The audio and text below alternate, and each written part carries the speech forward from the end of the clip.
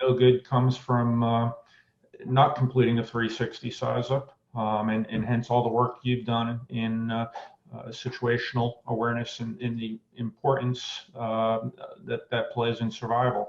On the health and wellness side, I think we see just oftentimes an inertia of head in the sand type thinking when it comes to our own health. Stay tuned. Coming up in this episode is my interview with retired Broward County Operations Chief Todd LeDuc, discussing first responder health, wellness, and survival. But first, let's hear from our amazing sponsor, Midwest Fire. Midwest Fire, a factory direct manufacturer. That means no middleman. You work directly with the good folks right at their factory in Laverne, Minnesota. If you want to see just how easy it is to design your own Midwest Fire truck, check out the Create a Spec tool on their website. To get started, go to MidwestFire.com and click on the Create a Spec tab at the top of the homepage.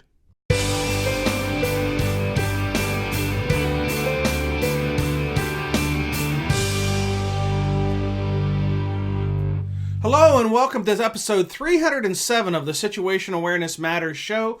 I'm your host, Rich Gassaway. The purpose of this program is to help to improve situational awareness and high-risk decision-making for individuals and teams who work in high-stress, high-consequence, time-compressed environments with changing conditions. The SA Matters mission is simple. We want to help you and the members of your team see the bad things coming in time to prevent bad outcomes.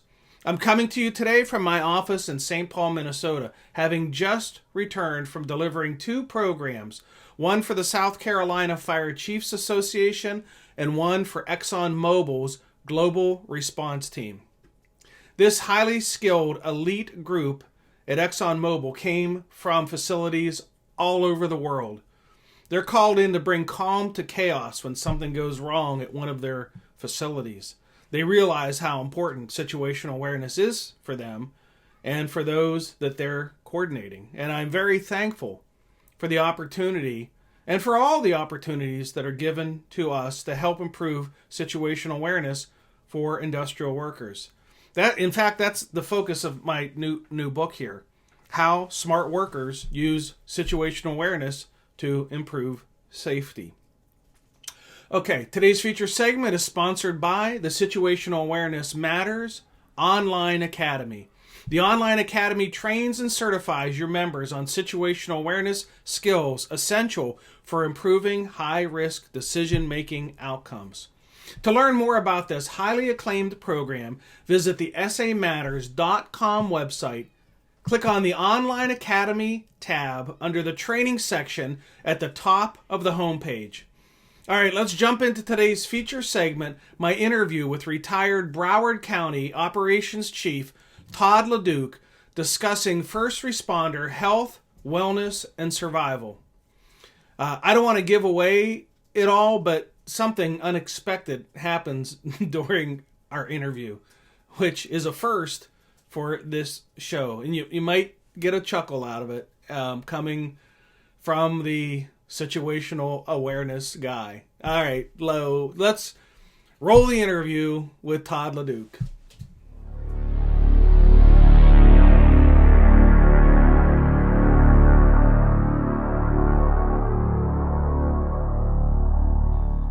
Hey everyone, Rich Gassaway here, host of the Situational Awareness Matters show, and today I have with me Chief Todd LeDuc, and I'm going to read a little excerpt of Todd's biography and background, and then we're going to jump into our discussion today. Well, first, Todd, welcome to the show.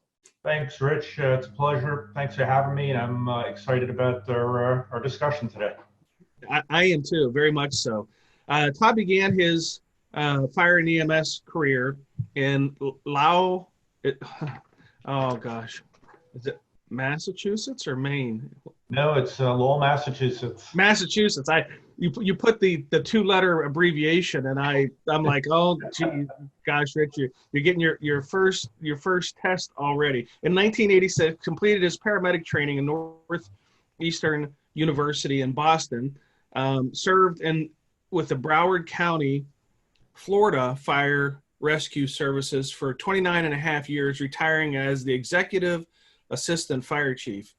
He served as Chief of EMS and Operations Chief for Broward County, which is the nation's 17th most populated county in America with 1.9 million residents. Broward County is the largest dual accredited fire department in the country, and Chief LeDuc recently joined LifeScan Wellness Center as the Chief Strategy Officer. He is also the editor of a recently released Penwell book, Surviving the Fire Service. Todd, let's start out the interview with you telling us a little bit more about your background and how you come up through the fire service, and maybe how you came to have a passion for firefighter safety and wellness. Sure. Thanks again, Rich, for having me on. I guess my background really started in Massachusetts, as you mentioned, with my emergency medical training. Worked as a paramedic.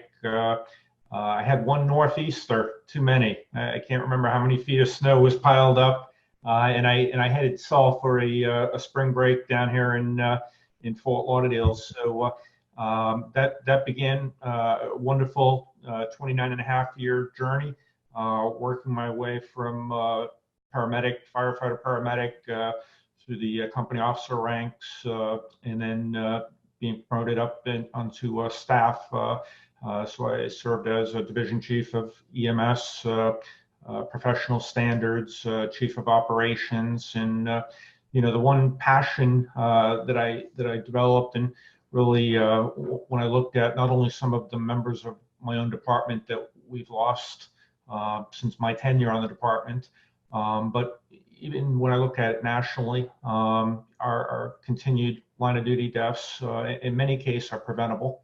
And in looking, I know all the work you've done contributes to a safer fire service, and really stoked a fire in me that we as a service can do a better job educating and advocating. So with that, I was blessed to be elected to the board of directors for the International Association of Fire Chiefs Safety, Health, and Survival section, probably about 15 years ago, and have really used my passion to try to promote a healthier and safer fire service. So hopefully I've made some inroads in that venture, and through great colleagues and friends like yourself that have allowed me to have the platform to advocate and educate.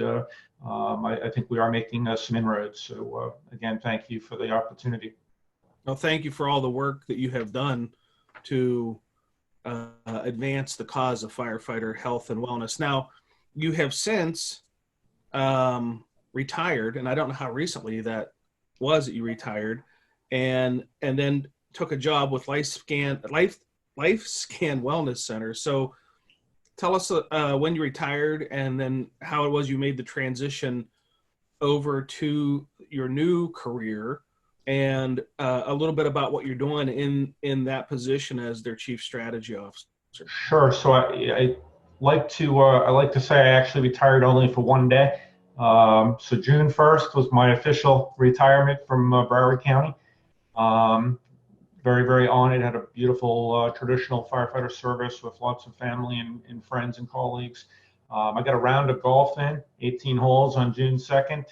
And then I joined, as you mentioned, LifeScan Wellness Centers on June 3rd as their chief strategy officer. So for those that aren't familiar, LifeScan is probably the nation's largest provider of firefighter physicals, NFPA 1582, 1583 physicals, seeing approximately 40,000 firefighters a year in 25 states. So it really has allowed me to continue advocating and educating departments and members across the country on really what I alluded to in the beginning is many of the occupational health risks that we're facing and that we're losing members from are largely preventable through early detection.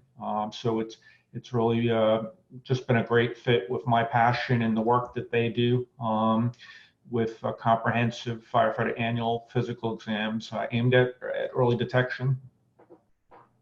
Outstanding.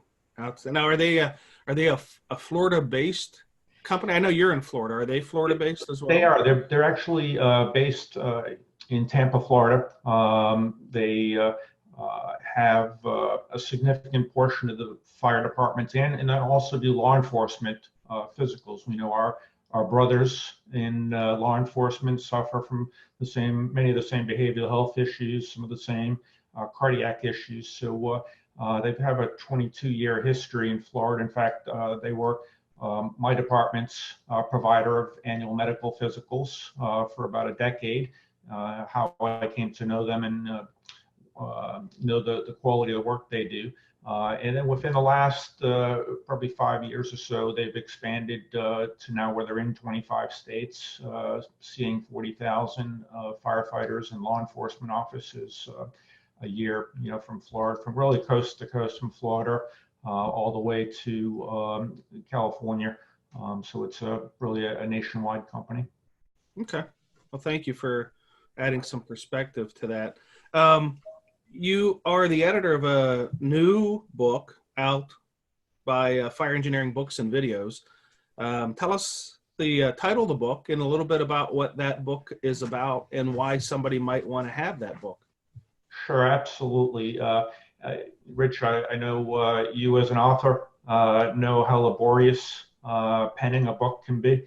Not only penning it, but then birthing it through the actual process of bringing it to market.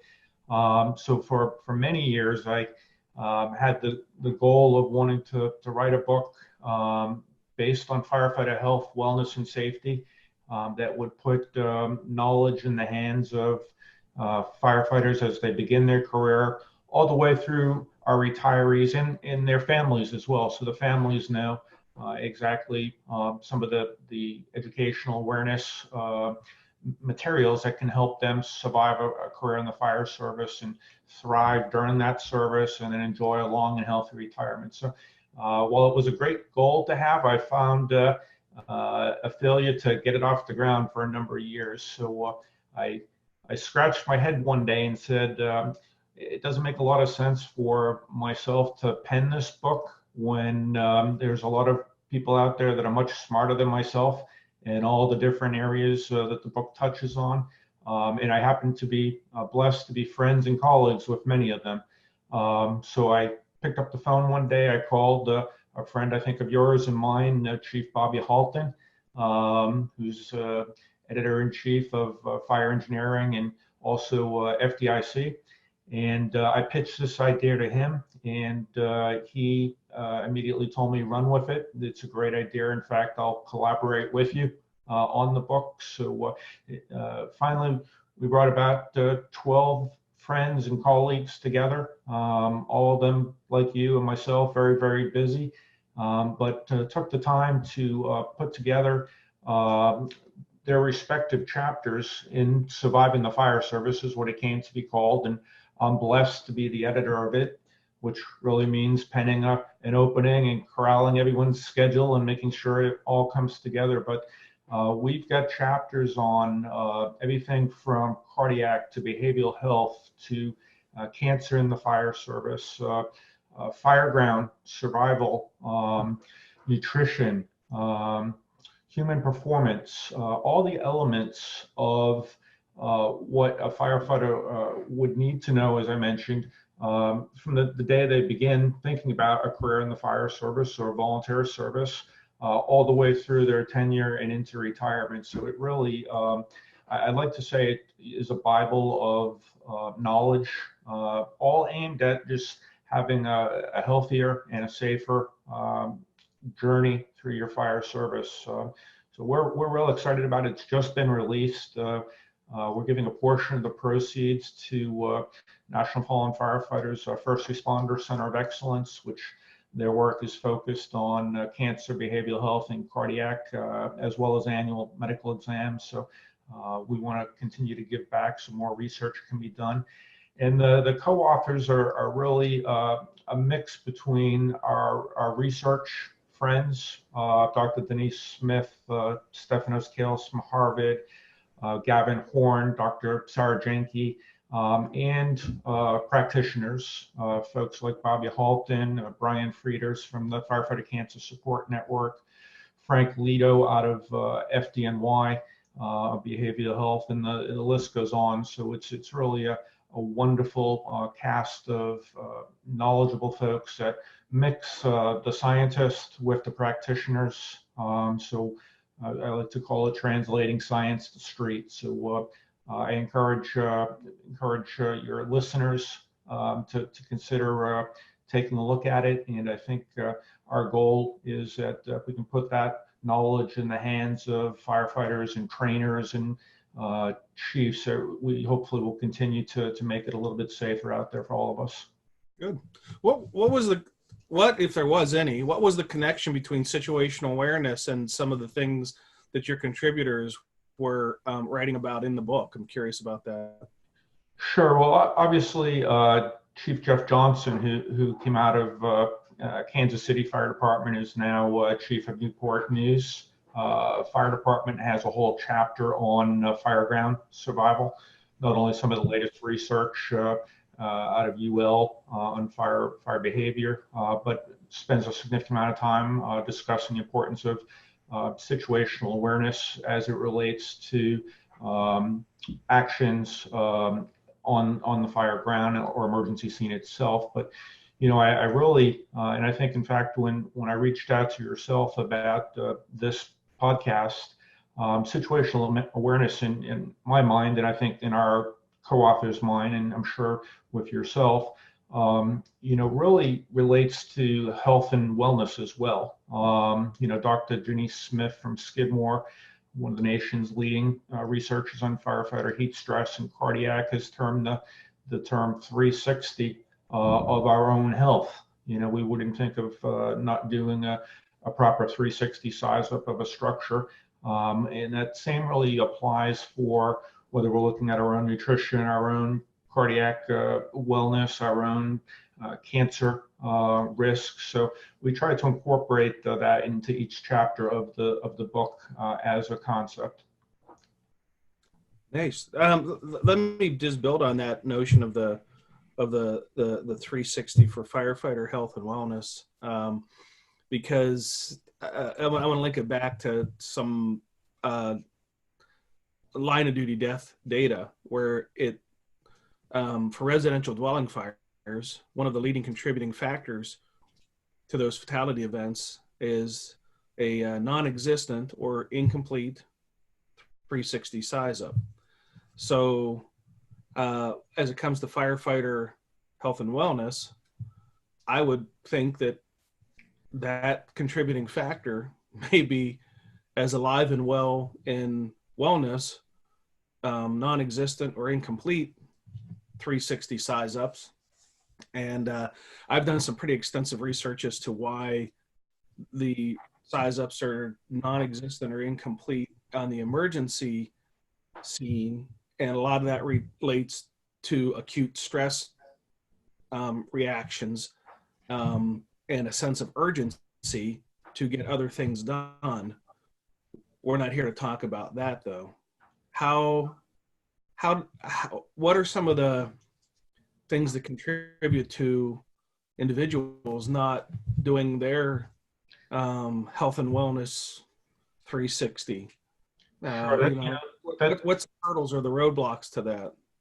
You made a great point. We unfortunately, learn through tragedy. No good comes from not completing a 360 size up, and hence all the work you've done in situational awareness and in the importance that plays in survival. On the health and wellness side, I think we see just oftentimes an inertia of head in the sand type thinking when it comes to our own health. I had the privilege of working hand in hand with my labor union to implement mandatory physicals in Broward County, a department that at the time did not have annual medical physicals. And I heard from some members, Chief, if I have cancer, I'd rather not know. I've made it this far in my career, and the prevalence, no one likes to go to their health provider for their annual wellness checkup, and what that entails. But we know, there's I travel all over the country, as do you, and speak to firefighters. And I've got one slide in particular that's so compelling, at least for me it is, because I've lost, I'm sure as you have, members of the service of my department to cancer. But that one slide shows that in almost every type of cancer, if it's detected at an early stage, either precancerous or in the primary site or organ that it started growing in, survival is almost close to 100% in each of those cases. If that cancer gets beyond that primary site into a second, third, or a later stage cancer where it's spread throughout the body, survival just drops dramatically off a cliff into single digit survival. And when I speak, I've started actually asking at the very beginning of my presentations, if you know a member, friend, or colleague in the fire service that you've lost from cancer, please stand up. If you know a member that has been lost from a cardiac fatality, please stand up. Or even, sadly as well, if you've lost a friend or a member of the service from suicide, please stand. And it's chilling to me. I have not done a presentation across this country where just entirely the entire room is standing. In the sad part, when we talk about situational awareness for your health and wellness and survival, each of those three disease processes have very well developed and evidence-based screenings that, if done timely and annually, can find those disease processes before they claim a life or take a disabling impact and effect on our firefighters. So I think what we've come to see is just a general inertia. No one likes to hear the word cancer or behavioral health disorders, but we know situationally, if we screen for those and find them at their earliest stages, you manage them, you successfully manage them, you survive, and you're back doing what you love, which is on the job. So it's important. It's a concept that you've developed, and I think it applies just as much to our own personal health and wellness. And it's even so much more important, as we know, for firefighters, because those unique occupational risks that we have are higher than general population. We have higher health threats than other occupations, a stockbroker, a librarian, a teacher, which are all wonderful professions, but the health risk of firefighting is unique, and we need to do a better job being situationally aware of our own health to survive. I want to swing back to the something that you said about a firefighter saying, I've made it this far, so if I have cancer, I'd rather not know. They're kind of in a denial kind of mindset. And I want to tie this back to something very personal that almost all of my viewers and listeners won't know, and that is my wife was diagnosed with breast cancer early 2019, and she was in the shower. She found a lump and made an appointment to see her doctor that day.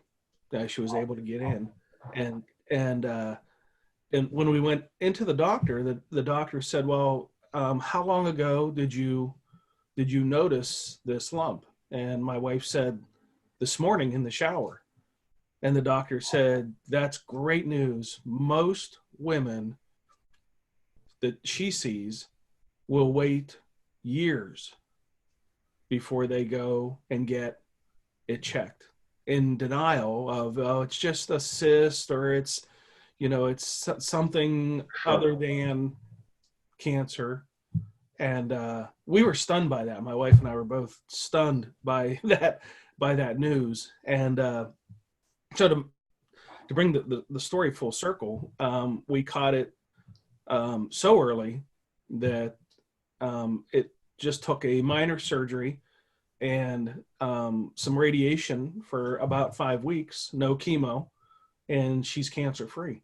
And the doctor attributes it all to that earliest of detection and then action.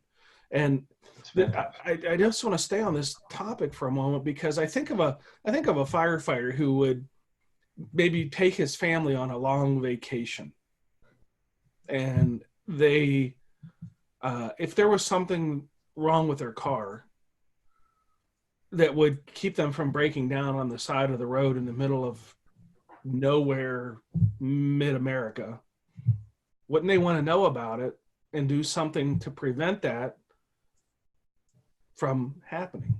And yet you're telling me these firefighters have told you, I'd rather not know. And what's going on here with this? I mean, I know right now we're talking to somebody out there who's watching this or listening to this who has the same mindset. And there's probably some who are like, their mind is blown on the concept that somebody would have that mindset. So what's going on here with this form of denial that they would not want to know and get it taken care of? Sometimes, Rich, and I got to say thank you for sharing that personal story, and it really is a testament to early detection and your wife's survival. So thank you. I know that's not easy to share, but it really does drive the point home. I think it's fear of the unknown in many cases. If I don't know what I don't know, then it's kind of a happy place to be in many cases. Unfortunately, no different than the failure to do a 360 size up on a building. You point out the data says no good can come from that. In many cases, tragedy can evolve from that. It has. It's the same with our health. I mean, we're talking about cancer, and obviously that's a large, we believe, a staggering. The numbers would tell us 39%, so greater than 1 out of every 3 Americans is going to battle cancer at some time in their life.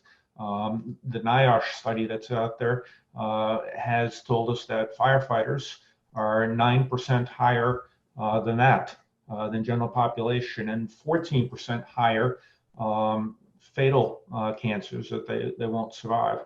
So we know on cancer, but something as simple as the work by Dr. Denise Smith and Stefanos Kales from Harvard and Skidmore, we know something as simple as a firefighter not having their blood pressure well controlled puts them at 12 times higher likelihood of having a fatal cardiac event.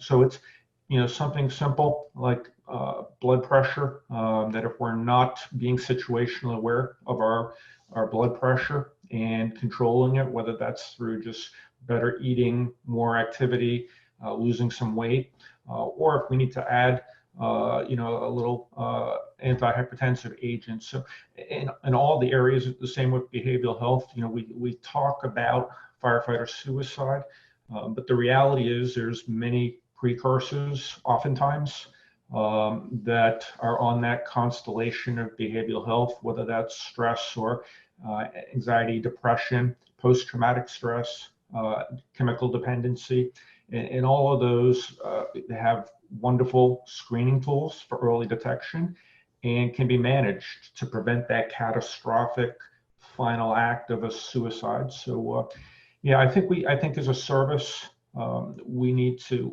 look inward and say burying our head in the sand is not the answer. They say the definition of insanity is doing the same thing over and over again and expecting different results. So we certainly look at our line of duty fatalities, but I think we have some individual responsibility to make sure we're having early detection as part of our career, and the departments do some work by the IFC. Some survey research showed that 20% of career fire departments that responded still were providing no annual occupational physicals. It was a higher number in the volunteer community. It was closer to 40%. And out of all the physicals that were being done, only 10% of the departments reported that they had any type of behavioral health screening in place. So it's a combination. There's some personal accountability that we need to take hold of, and department leaders have to prioritize. We have a firefighter in Spring, Texas. We found in his annual physical, found a testicular cancer. And he says today that that annual physical saved his life. And he said it in these terms, that for the cost of the dress uniform that you would have buried me in, the department spent money on annual physical and saved my life. So I think it's twofold. It's personal and it's organizationally. We need to do a better job at firefighter physicals. Yeah, I want to draw one distinction between the 360 size up on the fire ground and the 360 size up on health and wellness, and that is a firefighter can neglect or ignore a 360 size up on a fire ground and still have a great outcome, still have no consequence whatsoever. And in fact, I think a lot of lack of 360s are reinforced with successful outcomes, which then leads to that complacency of doing them. Well, I didn't do them the last 8 fires, so and it all worked out okay. But when we're talking about a firefighter who has cancer, if you don't do your 360 and get your wellness exam and find that early, you're not going to luck yourself into a successful outcome. It doesn't cure itself. It doesn't just go away. Your lack of 360 in health and wellness is your early opportunity to capture, as we would in a fire 360, the clues and cues and indicators that something significant is wrong. And if you ignore that, it's just not going to turn into a lucky outcome to your advantage, like a can on a fire ground. So I just wanted to make that point for people who are still kind of on the fence about their wellness. So let me move on and ask, what are the most prevalent and preventable fire service threats for health, wellness, and survival? Sure. Let me just touch on going back to your last point. I think that's a fantastic point, because it also correlates that by kind of putting our head in the sand and not doing that 360, that risk increases on your personal health. So that cancer grows larger and spreads, that cholesterol, blood pressure that's not monitored. Hold on just a second.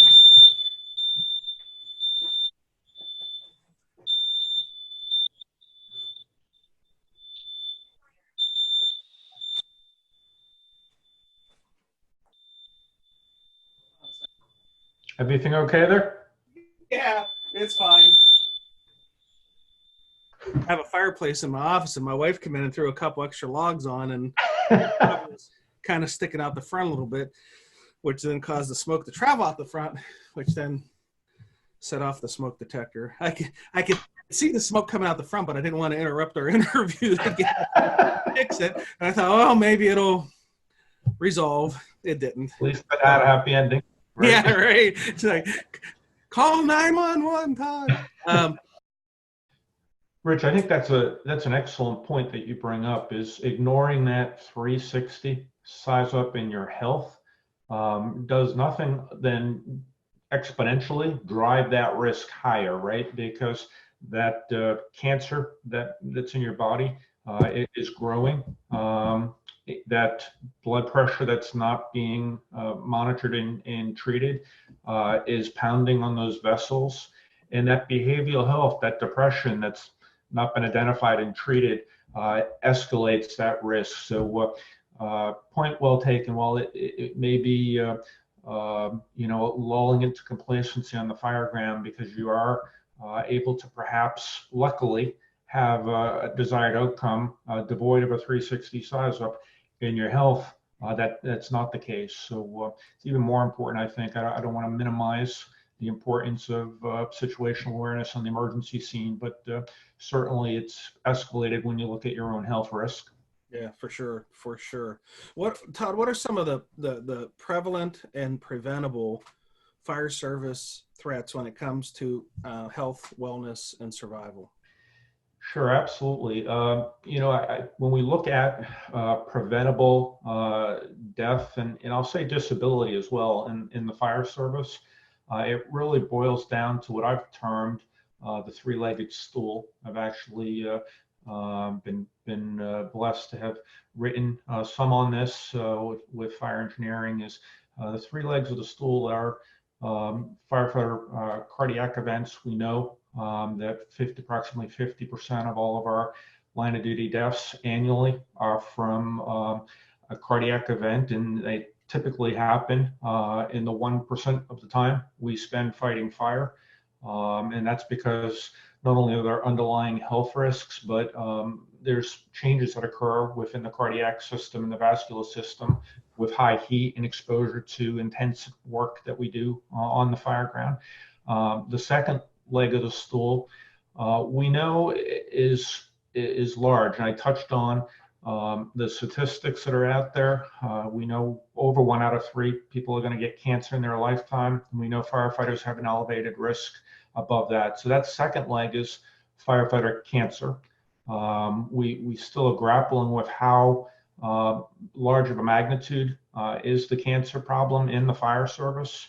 I think we're going to have a much better idea and find out when we have the National Cancer Registry that got passed and signed into law. So that's getting ramped up, that we can start tracking actual cancer exposures and cancer diagnoses in firefighters. It's a challenge. It's been a challenge, particularly in our volunteer community. So if there's a cancer death, they may not be listed as a firefighter on the death certificate. So we know it's a large issue. We're quantifying the magnitude of it. And then that third leg of the stool is firefighter suicide. And again, through some of the work that's been done by Dr. Jeff Dill from Firefighter Behavioral Alliance and others, we know the numbers are large for firefighter suicides. And we struggle with how, again, much of a magnitude is firefighter suicide in the service, because we really do not have a robust tracking mechanism for firefighter suicides. But we also know that it's preventable with early detection and intervention. So those are really the 3 legs of the stool. And when I've written about it and speak about it, kind of on top, I place on top as a seat on that stool is what we've been talking about today, is that 360 size up in an occupationally appropriate annual physical. And one of the things we did at the International Association of Fire Chiefs is we held some national stakeholder meetings. And one of the things that we heard loud and clear was many times healthcare providers are not in tune with the unique health risks of firefighters and firefighter population. So we need to do a better job educating our health providers as well. Much of what we talked about today would not be known by a healthcare provider, particularly if their primary focus is not firefighters. So that's a real challenge as well that we need to make better inroads with. What are some of the most important steps that firefighters or their departments can take to reduce occupational health risks? Yeah, it really, I think it comes down to several factors. One piece of the puzzle, if you will, is risk mitigation practices. So we know there's things that we can be doing. When we talk about post fireground exposure or contaminants, we know many departments now are embracing on-scene decontamination. Um, Second sets of gear for washing. We know there's been considerable progress made with some of our personal protective gear. We now have particulate blocking hoods. So that's one piece of it. Even on the health and wellness front, something as simple as nutrition in the firehouse. We know poor nutrition, high sugars, high fats, high carbohydrates are linked to cardiac weight gain, even cancer, some types of cancer. So there's the risk mitigation, education, and awareness. And then I think the second piece of the puzzle is having occupationally appropriate physicals. And I say occupationally appropriate just because I continue to hear in some of the work the IFC has documented that even members that are perhaps getting an annual physical, it's by a provider, again, that doesn't understand the unique health risks that a firefighter has. So that's a challenge. We took some steps at the IFC to design a healthcare provider's guide to firefighter physicals. You can find that on ifc.org. It's literally several pages that details the unique health risk of a firefighter, and then suggests that they may need additional early detection testing, and they may need it at younger ages. We know that if you're a female firefighter, it probably makes sense to have mammograms at an earlier age than general population, and the same for men as well. We know that if you're a male firefighter or female, it probably makes sense to have colonoscopies at an earlier age due to the elevated risk. So I think it, as I said, falls into two buckets. There's practices we need to be doing, better education of our members, and then the early detection piece is critical for each of those three legs of the stool. What kind of conversation should a responder have when they go to their general practitioner for a physical exam? And I want to kind of put a preface around this. I had a physical, I've had physical since, but about 7 years ago, I went and had a physical, and maybe a little longer than that, because I think it was my first physical after I'd retired from the fire department. So it was my first physical with my general practitioner versus one that the fire department provided. And that physical was something just short of a joke. I mean, they took my blood pressure, looked in my ears, looked in my mouth, palpated my abdomen, and asked me how I was feeling. And I mean, that was about it. I mean, the whole thing was 15 minutes, and I'm like, well, where's the blood work? Where's the urinalysis? Where's all the things that I was used to getting in a more comprehensive physical? And it wasn't offered. And if I wanted it, you can have it, Rich. We'll do anything you want to pay for.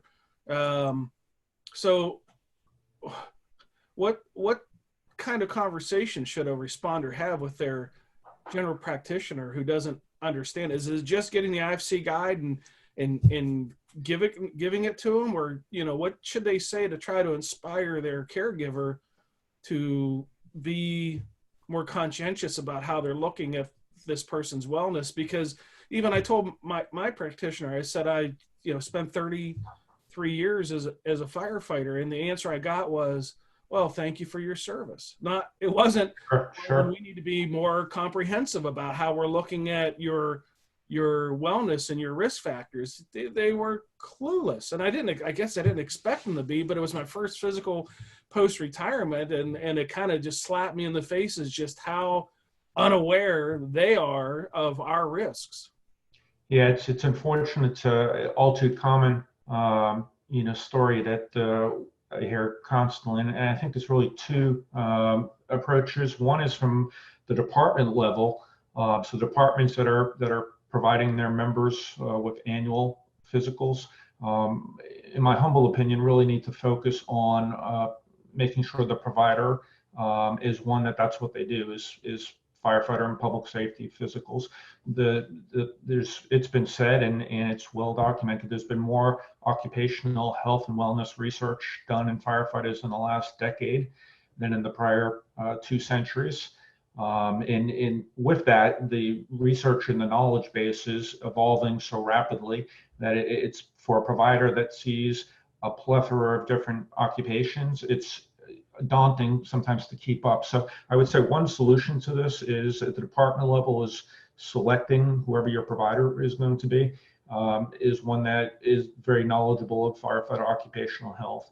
On the individual level, you're absolutely right. Is the IFC Providers Guide. What we heard from providers was they have typically a 20-minute patient encounter scheduled with their reimbursement charts, that if they spend more than 20 minutes, they typically are losing money.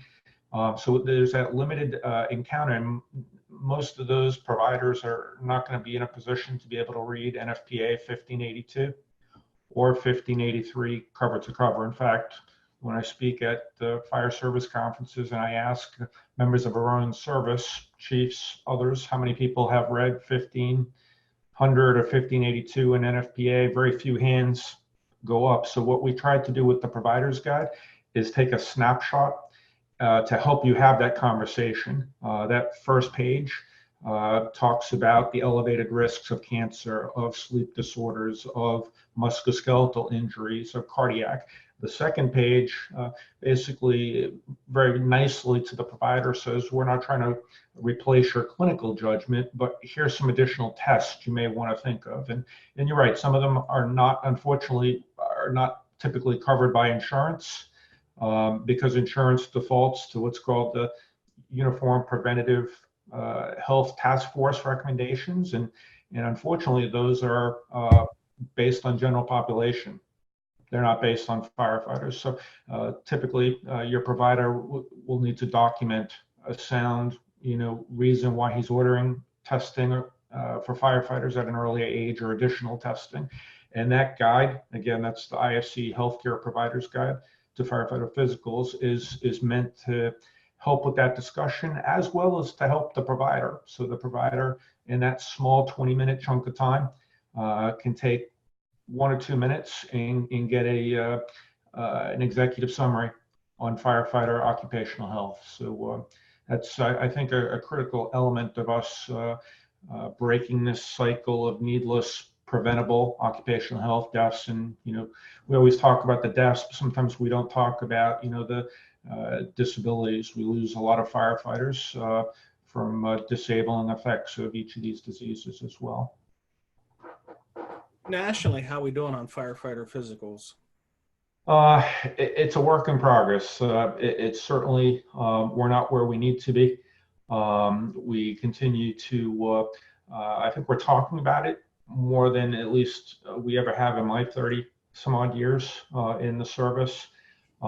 There's more of a focus on health and wellness. I joke all the time that I'm not sure what your experience was, but 15 years ago at a health and wellness presentation, I'd have 2 people sitting in the room. Today, the room's packed. So we know we need to be doing a better job. Departments are struggling with what does that look like and how do I implement it? But the service is making inroads. We look at even our line of duty death numbers, not too long ago. They used to hover at about 150 a year back when we look in the 70s and early 80s. Last year we were in the 50s. So we are, I think, making progress, but it continues to be something that we can't take our eye off the ball. And we need to assure that we continue that heightened focus and prioritizing. I just had a conversation with our friends at FEMA that administer the assistance to firefighter grants, who tell me that of all the grant requests that they receive, for fire service needs, only about 5%. Only 5% are requests for anything having to do with health, wellness, and safety. So I think from a chief's perspective, from labor perspective, we need to make this, one of our highest priorities. We say everyone goes home, and that has to translate into action as well. So we're getting there. Just we continue the push, and we are making inroads, and I think we're getting safer and healthier, and we'll continue to put a focus there. Good. What are some of the more proactive things that a department can do in the area of firefighter mental health? That offering a physical and paying for a physical helps to get ahead of the cardiac and the cancer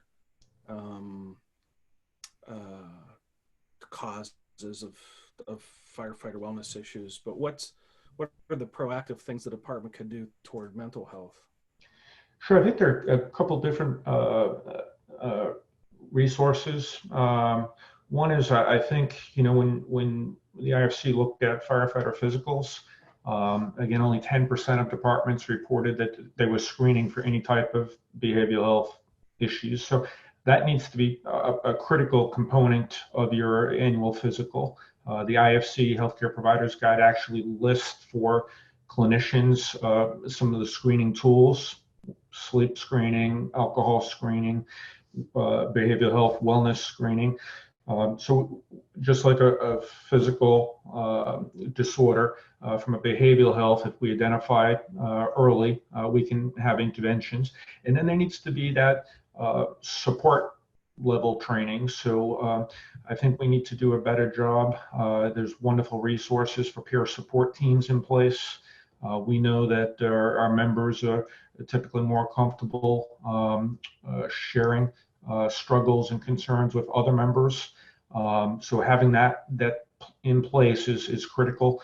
The IFF does a wonderful job with peer support training and programs and resources.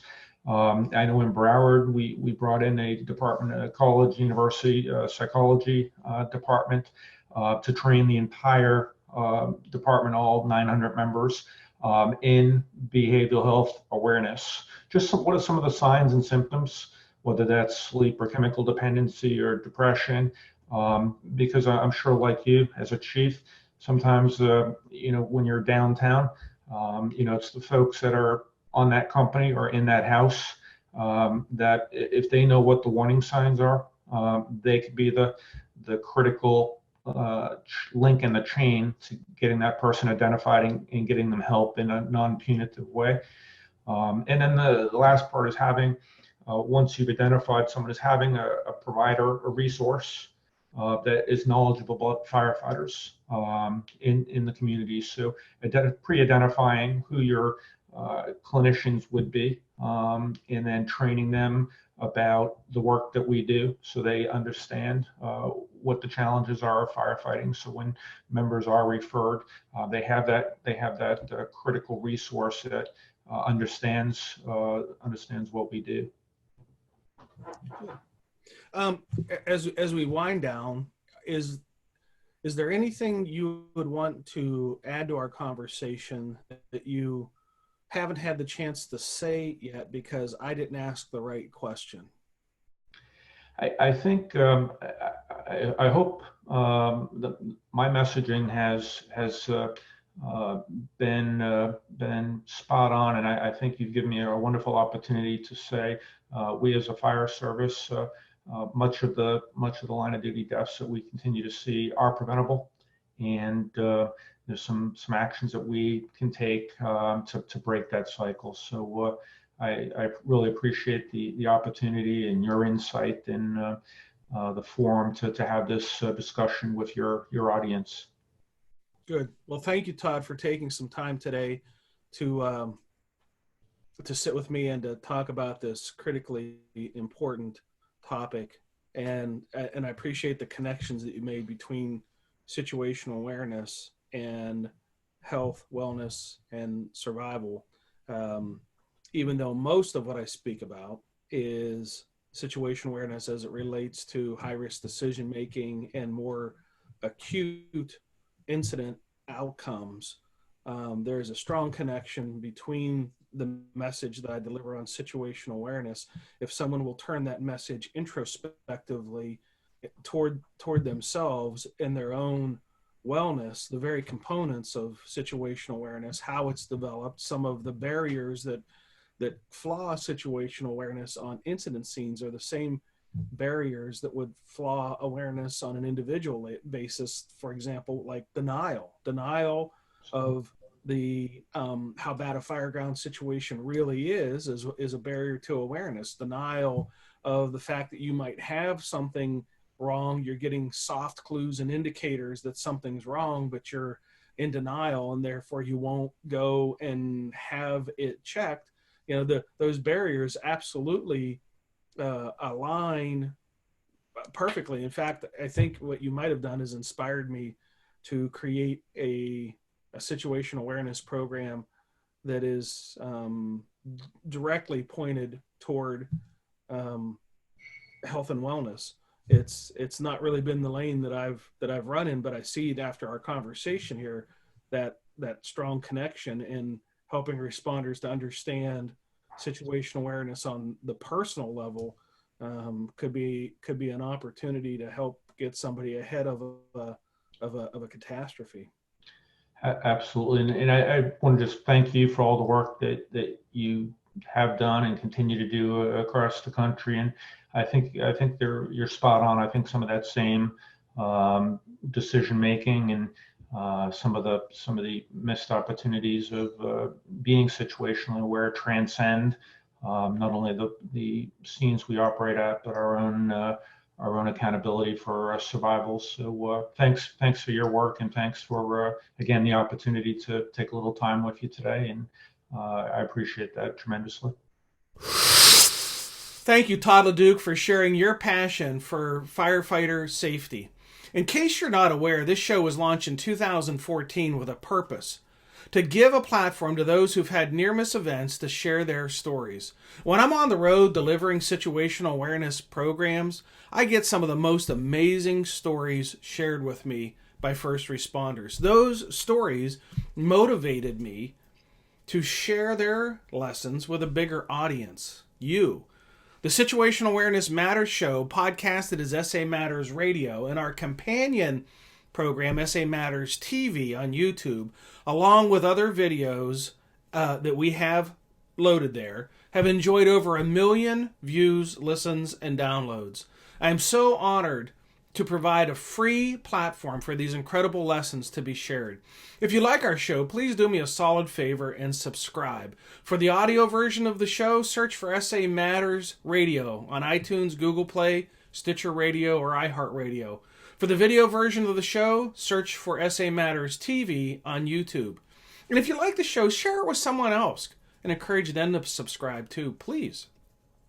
Since 2007, our instructional team of consultants and trainers have helped more than 1,300 organizations and trained over 86,000 individuals to improve high-risk decision-making, including fire, police, EMS, industry, military, business, medical, utility, transportation, aviation, energy production, biotechnology, and more.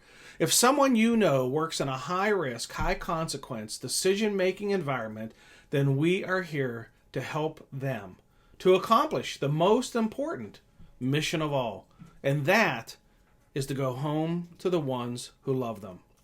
I'd like to take a moment to honor and thank those organizations that have hosted recent programs or consulting clients. The Novellus Corporation in Oswego, New York. The Lincoln County Fire Chiefs Association in Denver, North Carolina. The South Carolina Fire Chiefs Association in Columbia, South Carolina. And the ExxonMobil Global Response Team in Houston, Texas. If you're interested in attending one of our upcoming programs, here's where we're going to be. On February 12th, we're going to be doing a program for a biotechnology company in Rhode Island. February 18 to 21, the Bloomfield Fire Department in Bloomfield, New Jersey is going to be hosting a live, virtual, internet-based training for their members. February 18 and 19 at the Atascocita Fire Department in Houston, Texas. February 20 at the Champions Fire Emergency Services District in Houston, Texas. February 24th at the Delaware City Refining Company in Delaware City, Delaware. February 26 and 27 at Firehouse World Conference in Las Vegas, Nevada. March 5 at the Center for Public Safety Excellence Conference in Orlando, Florida. March 10 at the Maryland Fire and Rescue Institute's National Fire Service Staff and Command Program in Annapolis, Maryland. March 14 at the Eastern Oregon EMS Conference in Pendleton, Oregon. March 16 and 17 at the Kitsap County Training Officers Association Conference in Washington. March 23 at the Spring Fire Department in Spring, Texas. March 24, another program, this time for ExxonMobil's corporate school on the campus of Texas A&M University in College Station, Texas. And March 25, back at the Spring Fire Department in Spring, Texas. Your department hasn't hosted a program yet? What are you waiting for? I'm booking now for 2020 and 2021. Just have your training officer or your chief officer or your department manager or your EH&S manager give me a call. If you want to see the locations of all the upcoming events, just head over to the SA Matters website and click on the red tab labeled Upcoming Events Schedule. The tab's about halfway down the homepage, so you just scroll down till you see Upcoming Events Schedule. If you're interested in hosting a program or having a situational awareness assessment conducted for your company, just head over to our website and click the Contact Us tab at the top of the homepage, and I'll give you a call. And remember to check our show notes for how to subscribe to our free newsletter and how to follow us on social media. There we're sharing ideas about how to improve situational awareness, how to make better decisions under stress, and how to improve the skills of critical thinking and resilient problem solving. Well, that's it. Episode 307 of the Situational Awareness Matters show is complete. Thank you again to my guest, retired Broward County Operations Chief Todd LeDuc. Thank you to our our platinum sponsor, Midwest Fire. Thank you to our feature segment sponsor, the Situational Awareness Matters Online Academy. Thank you to our associate sponsor, Chief Miller. And thank you, the listeners and viewers, for sharing some of your valuable time with me today. I really appreciate your support of the SA Matters mission. Be safe out there, and may the peace of the Lord and strong situational awareness be with you always. You've been listening to the Situational Awareness Matters radio show with Dr. Richard B. Gassaway. If you are interested in learning more about situational awareness, human factors, and decision-making under stress, visit samatters.com. If you are interested in booking Dr. Gassaway for an upcoming event, visit his personal website at richgassaway.com.